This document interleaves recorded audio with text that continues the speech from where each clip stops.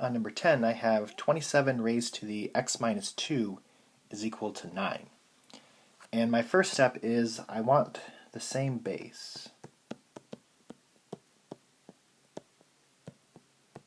So somehow I need to express both 27 and 9 using the same number. And that number will be 3. So 27 is 3 cubed. And I'm still raising that to the x minus 2.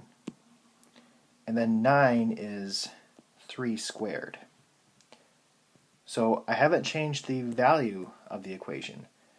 I've just changed the way I'm expressing 27 and 9. Instead of putting 27, I'm putting 3 to the third. Instead of putting 9, I'm putting 3 squared. If you look at the left-hand side, this is power to power, or an exponent raised to an exponent. And our rules for that say we want to multiply the exponents.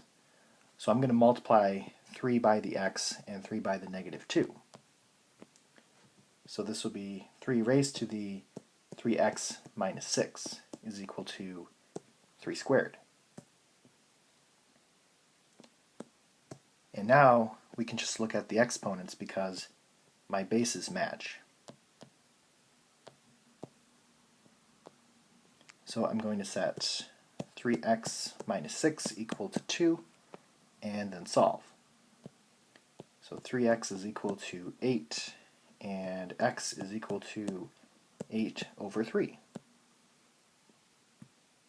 On number 11, I want the same base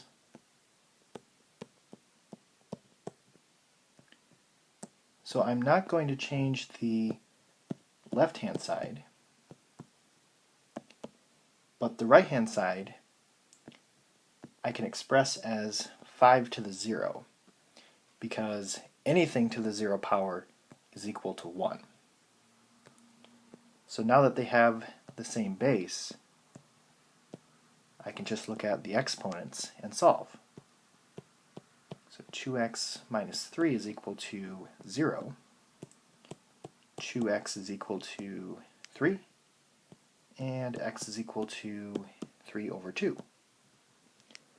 And again, if you want to check your work, you can always plug that back into the original.